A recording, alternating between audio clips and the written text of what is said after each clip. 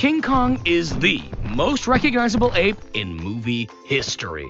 But just how has he evolved in his near century on film? From the 1930s to the modern day, let's take a look at the big ape's evolution. Animated. In his original film, King Kong has constantly shifting fur all over his body, minus a hairless chest. He has a prominent brow, flared nostrils, and sharp canine teeth. He also sometimes has a longer face and a more bare chest. And in super close-ups, his face appears wider with smaller features. He's forced to become a theater attraction, but he escapes, snags his special lady friend, only to be shot down from the Empire State Building. In the sequel, it's revealed Kong had a son. He's much smaller, has all-white fur, and a much happier face. Although to save the life of a shady movie producer, this ape sacrifices himself in flooding water. In King Kong vs. Godzilla, Kong has reddish fur, with bald patches on each of his pecs, prominent cheekbones, thick eyebrows, and is much taller than most iterations of Kong. He is apparently supercharged by lightning, which he uses to fight a radioactive monster, both tumbling into the ocean.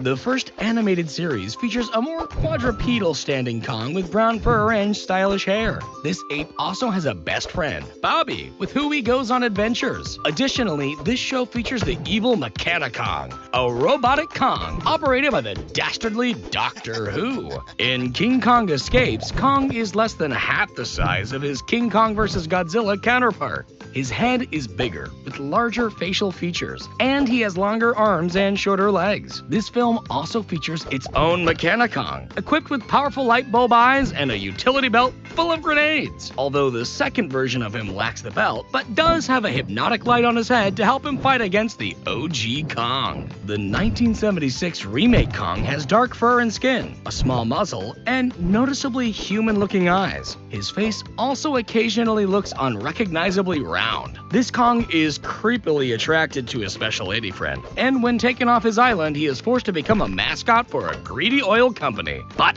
he breaks free, scales the Twin Towers, and is shot down, presumably killing him. But in the sequel, it's shown Kong is being kept alive in a coma. This film also introduces a more red-furred Lady Kong, who is used to give Kong a blood transfusion, allowing an artificial heart to be placed inside of him. This time, Kong is a little taller, has longer hair, a more pronounced chest, a longer face, and his eyes look less human. He and Lady Kong run off together, only for the military to shoot him down. But before he passes, he's able to see his just-born offspring, Little Kong. The Mighty Kong features another cartoon Kong with a bulging torso, rounded muzzle, and despite the poster showing him as all brown, this Kong has gray skin and dark fur. Like usual, this Kong falls from the tallest building in New York, but this time he gets to survive his fall.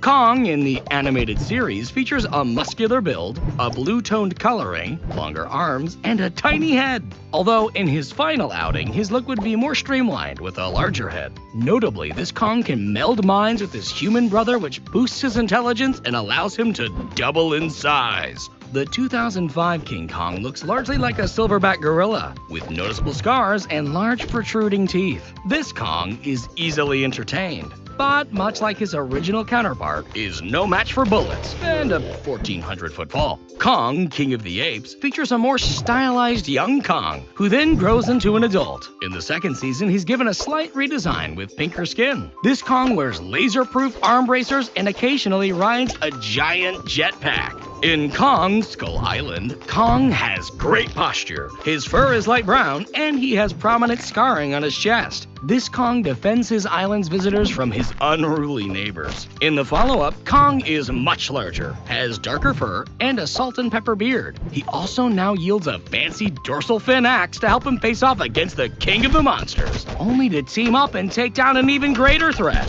proving once and for all that Kong really is the king of the apes.